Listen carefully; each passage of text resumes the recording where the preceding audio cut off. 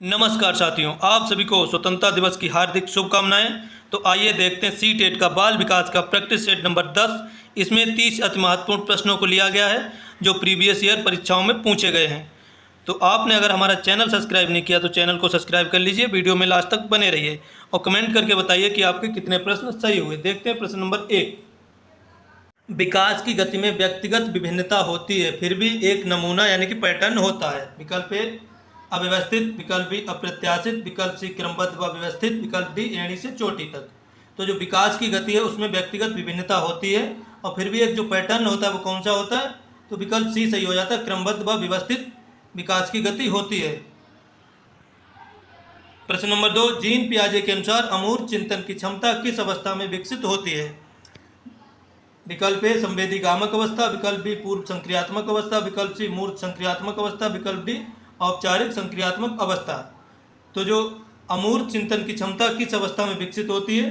तो इसका हमारा सही आंसर हो जाता है विकल्प डी, औपचारिक संक्रियात्मक अवस्था में अमूर्त चिंतन की जो क्षमता है वो विकसित होती है। और औपचारिक संक्रियात्मक अवस्था की जो एज होती है 11 साल से 18 तक होती है। अब देखते हैं प्रश्न नंबर 3। लेव वाइगोत्स्की के अनुसार अधिगम विकल्प ए एक व्यक्तिगत गतिविधि है, विकल्प बी एक सामाजिक गतिविधि है, विकल्प सी एक निष्क्रिय प्रक्रिया है, विकल्प डी केवल अनुकरण है। तो इसका हमारा सही आंसर हो जाता है विकल्प बी, जो अधिगम है वो एक क्या है? सामाजिक प्रक्रिया है वाइगोत्स्की के अनुसार।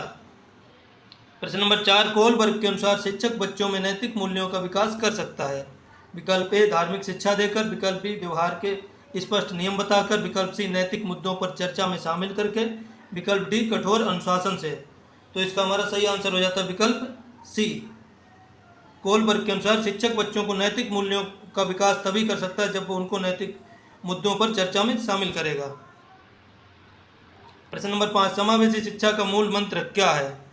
विकल्प ए विशिष्ट स्कूल, विकल्प बी सभी के लिए शिक्षा, विकल्प सी केवल प्रतिभाशाली बच्चों की शिक्षा, विकल्प डी भेदभाव रहित वातावरण। तो इसका हमारा सही है सभी के लिए शिक्षा। जो इसका मूल मंत्र है वो है सभी के लिए शिक्षा। समावेशी शिक्षा मतलब सभी के लिए शिक्षा। प्रश्न नंबर 6। हार्वर्ड गार्डनर का बुद्धि का सिद्धांत किस पर बल देता है? विकल्प ए सामान्य बुद्धि, विकल्प बी प्रत्येक व्यक्ति की विलक्षण क्षमताओं पर, विकल्प सी बुद्धि के मापन पर, विकल्प डी रटने की क्षमता पर। तो इसका हमारा सही आंसर हो जाता है विकल्प बी प्रत्येक व्यक्ति की विलक्षण क्षमताओं पर हार्वर्ड गार्डनर का बुद्धि का सिद्धांत बल देता है। प्रश्न नंबर 7। शिक्षण अधिगम प्रक्रिया में वंचित समूह के विद्यार्थियों के लिए क्या महत्वपूर्ण है? विकल्प ए केवल कठिन कार्य देना, विकल्प बी उनके संदर्भ को कक्षा से जोड़ना, विकल्प सी उन्हें अलग बैठाना, विकल्प डी उनकी उपेक्षा करना। तो इसका हमारा सही आंसर हो जाता है विकल्प बी उनके संदर्भ को कक्षा में जोड़ना। शिक्षण अधिगम प्रक्रिया में वंचित समूह के विद्यार्थियों के लिए क्या महत्वपूर्ण है? तो ये महत्वपूर्ण है कि उनके संदर्भ को कक्षा में जोड़ना। अगला प्रश्न एनसीएफ 2005 के अनुसार एक शिक्षक की भूमिका है। एनसीएफ 2005 के अनुसार एक शिक्षक की क्या भूमिका? विकल्प ए तानाशाह, विकल्प बी सुविधादाता, विकल्प सी केवल आदेश देने वाला, विकल्प डी मार्गदर्शक। तो एनसीएफ 2005 के अनुसार शिक्षक की भूमिका है वो सुविधादाता के रूप में है। अगला प्रश्न लिंग यानी कि जेंडर एक क्या है? विकल्प ए जैविक निर्धारक, विकल्प बी सामाजिक संरचना, विकल्प सी मनोवैज्ञानिक इकाई, विकल्प डी आर्थिक इकाई। तो इसका हमारा सही आंसर हो जाता है विकल्प बी जेंडर यानी कि लिंग एक सामाजिक संरचना है। प्रश्न नंबर 10। सतत एवं व्यापक मूल्यांकन सीसीई में व्यापक का अर्थ क्या है?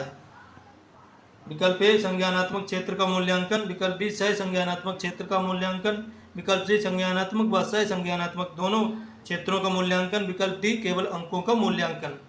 तो इसका हमारा सही आंसर हो जाता है विकल्प सी संज्ञानात्मक एवं सह संज्ञानात्मक दोनों क्षेत्रों का मूल्यांकन। इसका अर्थ होता है सीसीई सतत एवं व्यापक मूल्यांकन का। प्रश्न नंबर 11।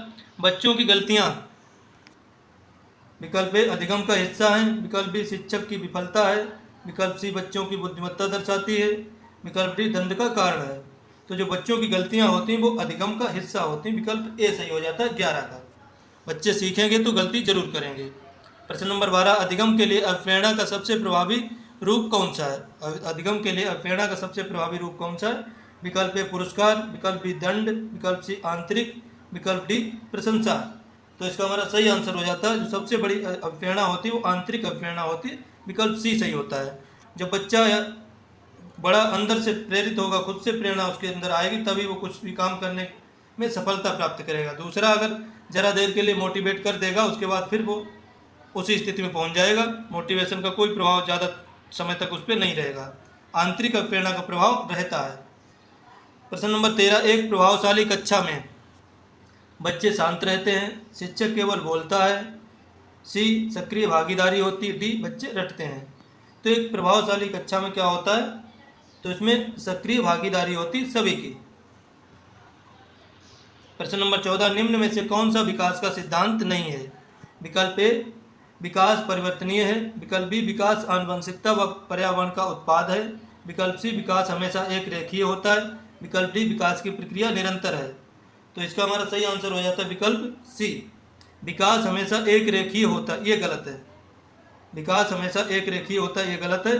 बाकी तीनों सही है। विकास परिवर्तनीय है, विकास आनुवंशिकता व पर्यावरण का उत्पाद है, और डी वाला भी सही है, विकास की प्रक्रिया निरंतर है, सतत है। सी गलत हो जाता है, इसलिए सी आंसर हमने यहाँ पे लगाया है। अगला प्रश्न, संज्ञानात्मक विकास का अर्थ है शारीरिक कौशल, अभियोगिता का विकास, बच्चे का मानसिक विकास, सामाजिक विकास। तो संज्ञानात्मक विकास का अर्थ हो जाता है बच्चे का मानसिक विकास। अगला प्रश्न देखते हैं 16 नंबर, पियाजे के अनुसार बच्चों का चिंतन वयस्कों से भिन्न होता है, ए प्रकार में, बी मात्रा में, सी आकार में, डी क्षमता में। तो इसका हमारा सही विकल्प हो जाता है विकल्प ए प्रकार में। बच्चों का चिंतन वयस्कों से भिन्न होता है प्रकार में। बच्चे अलग प्रकार का सोचते हैं, वयस्क अलग प्रकार का सोचते हैं। प्रश्न नंबर 17, विद्यार्थियों को नई जानकारी देने के लिए सबसे अच्छा तरीका है? विकल्प ए रटवाना, विकल्प बी उनके पूर्व ज्ञान से जोड़ना, विकल्प सी पाठ पढ़ाना, विकल्प डी केवल प्रश्न पूछना। तो विद्यार्थियों को नई जानकारी देने के लिए सबसे अच्छा तरीका है उनके पूर्व ज्ञान से जोड़ना। तो बी विकल्प सही हो जाता है 17 का। अब देखते हैं अगला प्रश्न 18, निम्नलिखित में से कौन सा सृजनात्मकता का प्रमुख तत्व है? विकल्प ए अपसारी चिंतन, विकल्प बी अभिसारी चिंतन, विकल्प सी स्मृति, विकल्प डी रटना। तो जो सृजनात्मकता का मुख्य तत्व होता है वो अपसारी चिंतन होता है, जिसको डाइवर्जेंट थिंकिंग बोलते हैं इंग्लिश में। तो इसका विकल्प ए सही हो जाता है 18। देखते हैं प्रश्न नंबर 19, सीखने में पठार आने का मुख्य कारण क्या है?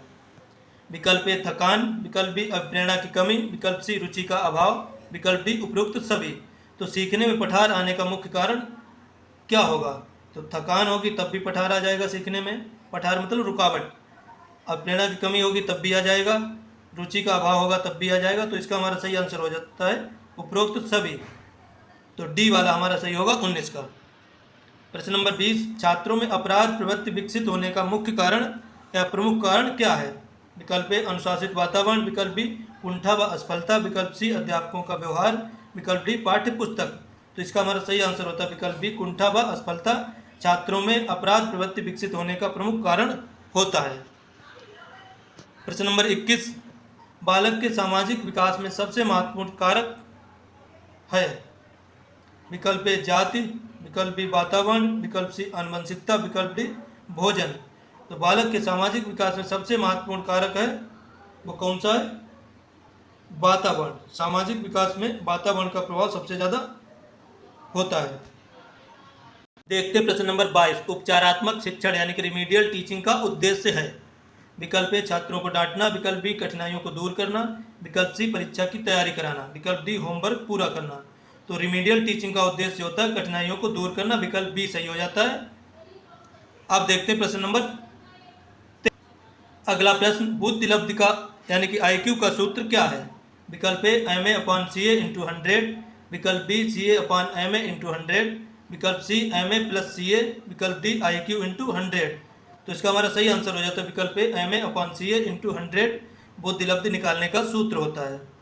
प्रश्न नंबर 24, बच्चों के संवेगात्मक विकास के लिए सर्वाधिक उपयुक्त स्थान कौन सा है? विकल्प ए कक्षा कक्ष, विकल्प बी खेल का मैदान, विकल्प सी पुस्तकालय, विकल्प डी घर।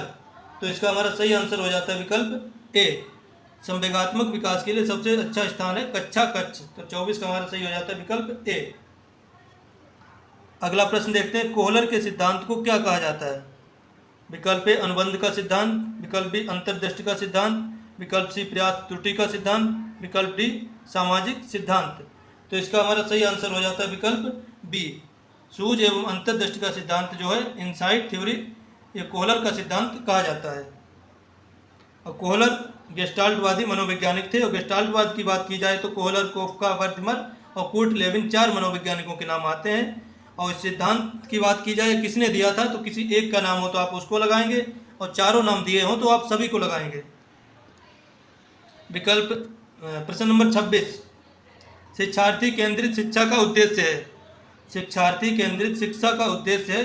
विकल्प ए रटना, विकल्प बी सक्रियता, विकल्प सी अनुशासन, विकल्प डी परीक्षा पास करना। तो इसका हमारा सही आंसर हो जाता है विकल्प बी सक्रियता। शिक्षार्थी केंद्रित शिक्षा का उद्देश्य हो जाता है सक्रियता। प्राथमिक स्तर पर शिक्षा होनी चाहिए, कैसी होनी चाहिए? विकल्प ए जटिल, विकल्प बी बाल केंद्रित, विकल्प सी शिक्षक केंद्रित, विकल्प डी केवल लिखित। तो ये होनी चाहिए बाल केंद्रित, जो कि वर्तमान में बाल केंद्रित ही शिक्षा है। अगला प्रश्न देखते हैं 28 नंबर, बच्चे के विकास का सिर से पैर की ओर का नियम कहलाता है। बच्चे के विकास का सिर से पैर की ओर का नियम क्या कहलाता है? विकल्प ए विकास क्रम, विकल्प बी सिफेलोकेडल यानी मस्तकाधोमुखी, विकल्प सी निकट से दूर का सिद्धांत, विकल्प डी सामान्य से विशिष्ट। तो जो सिर से पैर की ओर होता है उसको कहते हैं मस्तका अधोमुखी, अंग्रेजी में सिफेलोकेडल। जो अंदर से बाहर की तरफ होता है उसको कहते हैं प्रोक्सिमो डिस्टल। तो दो तरह से विकास होता है, सिफेलोकेडल और प्रोक्सिमो डिस्टल। प्रश्न नंबर 29, एक शिक्षक के लिए सबसे महत्वपूर्ण क्या है? विकल्प ए समय पर आना, विकल्प बी छात्रों की कठिनाइयों को दूर करना, विकल्प सी अच्छा वेतन, विकल्प डी कक्षा सजाना। तो इसका हमारा सही आंसर हो जाता है विकल्प बी छात्रों की कठिनाइयों को दूर करना शिक्षक के लिए सबसे जरूरी यही होता है। देखते हैं आखिरी प्रश्न 30 नंबर, एनईपी 2020 का जोर किस पर है? विकल्प ए रटने पर, विकल्प बी अनुभवात्मक अधिगम पर, विकल्प सी अंक प्राप्त करने पर, विकल्प डी ग्रेड सिस्टम पर। तो इसका जोर है अनुभवात्मक अधिगम पर, जोर है नई शिक्षा नीति 2020 का। तो आशा करता हूँ आपको वीडियो पसंद आया होगा। चैनल को सब्सक्राइब नहीं किया तो सब्सक्राइब कर लीजिए और कमेंट करके बताइए कि आपके कितने सही हुए। मिलते हैं अगले वीडियो में। धन्यवाद।